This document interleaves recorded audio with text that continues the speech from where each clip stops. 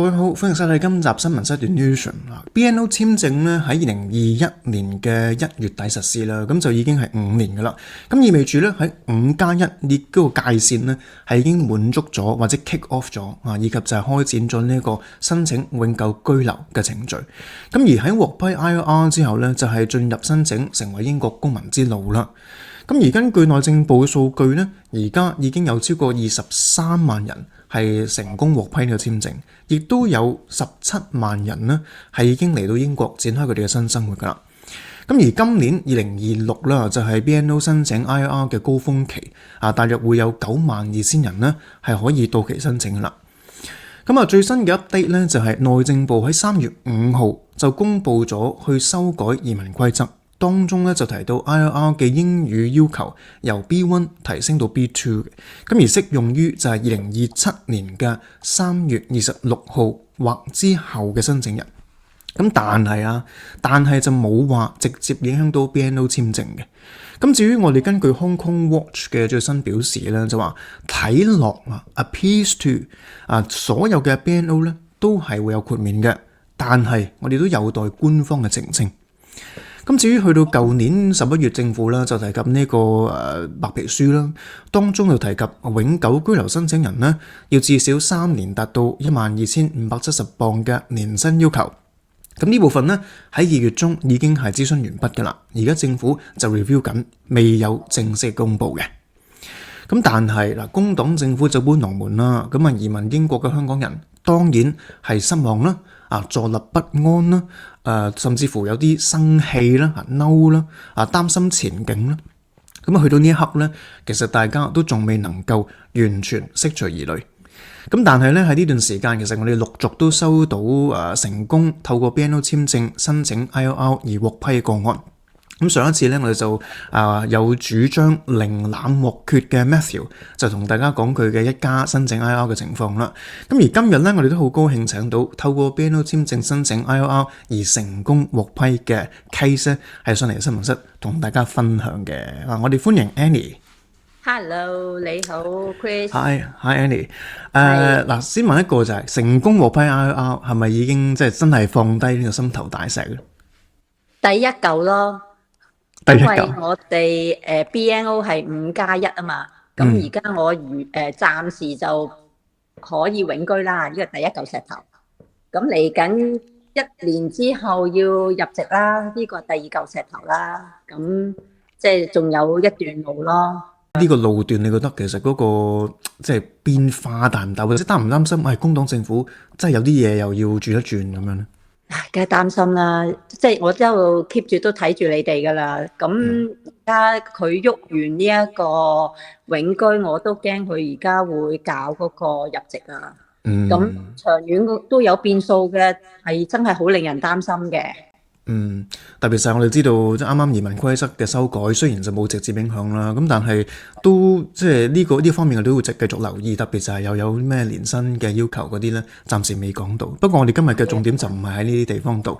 咁不如聽下其實你哋個 case 係點樣嘅咧？你哋一路走來啦咁你同你嘅伴侶係呢個獨立申請啦，定係其實你係佢嘅 dependent 咁樣咧？其實咧，我同我先生咧都夾埋都年紀大噶啦，要加埋一齊，咁冇小朋友嘅，咁大約我哋2020年10月咧就已經用 LOTR 咧就過嚟英國嘅，咁我哋2021年3月就批咗 BNO Visa，咁所以咧喺2026年嘅2月尾咧就申請永居。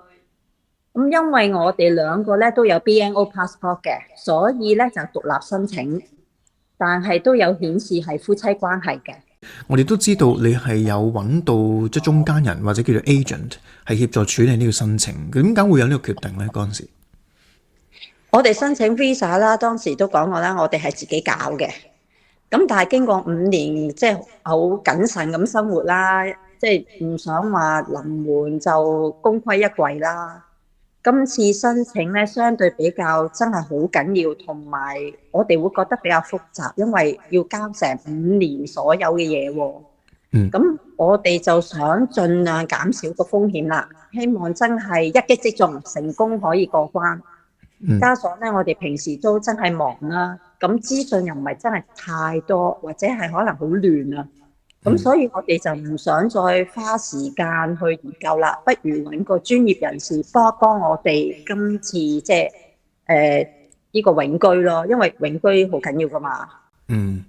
頭先講到就話其實中間都好混亂啦，或者資訊其實唔係好足夠，可唔可以分享下就係你呢段時間即係準備申請 IR 之前咧，其實睇過啲乜嘢嘅information 去即係幫助自己申請咧？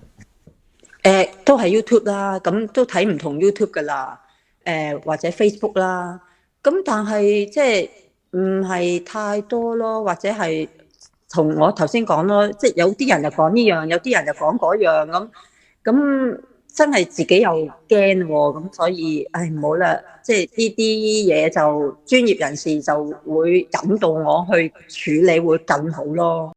但最擔心本身嗰個位喺邊度啊嘛？即係啲文件上面究竟邊一啲或者交幾多咁樣？係啦，你講啱啦，就係嗰文件嗰度啦，即係要交幾多啦？即係你話我考試啊嗰啲嘢咁啊清晰啦，但係交文件係交啲乜啊嗰啲真係好，有啲人頭先你 opening 都有講啦，有啲可能係交好多，有啲人我哋又聽到有啲人話其實交好少就得喎，咁所以哇唔掂啊，所以都係揾 agent 啊。咁好啦，咁即係揾到 agent 之後，嗰個跟進嘅過程係點樣嘅咧？同埋你嗰個感覺係咪都好安心啊咁樣咧？係，呢個係真。我其實我都搏一搏嘅，咁我都揾個 agent，咁就咁佢知道我哋嘅 case 之後啦，咁就大家傾咗之後，咁就accept 我哋就幫我哋做呢一次嘅永居啦。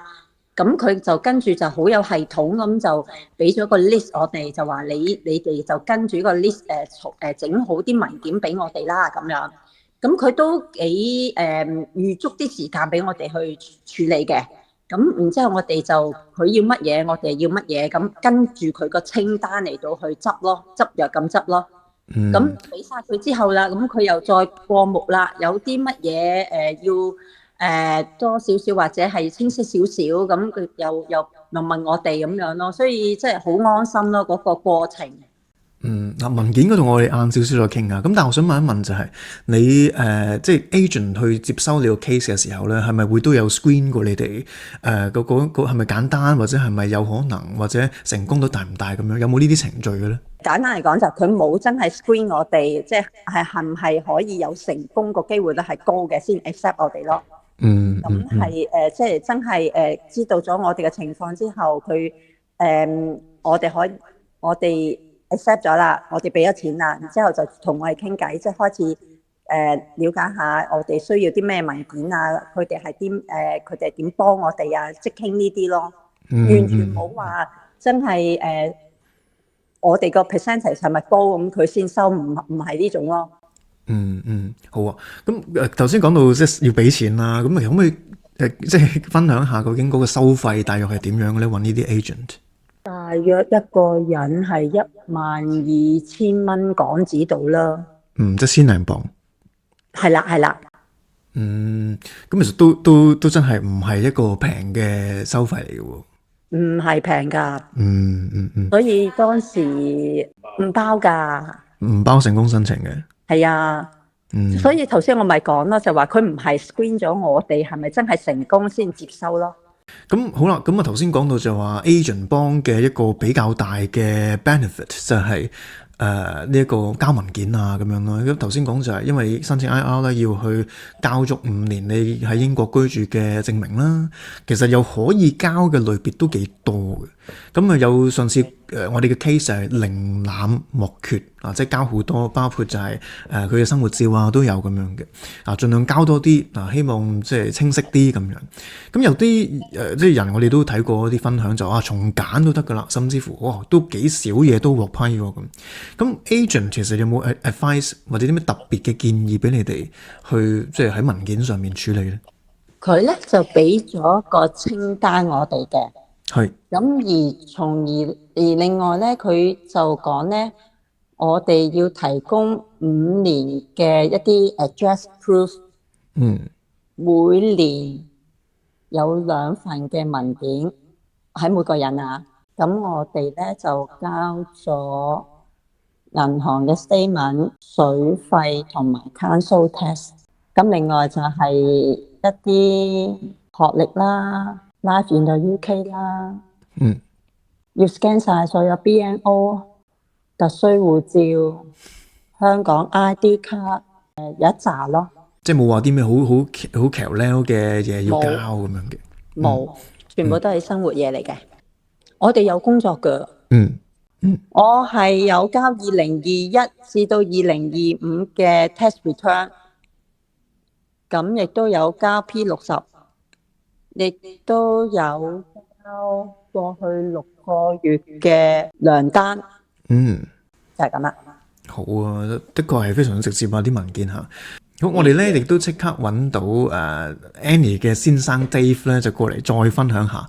咁問下 Dave 啦，嗱你哋一齊入紙嘅時候咧，係咪同一日搶到呢個 Priority Pass 或者 Priority Service？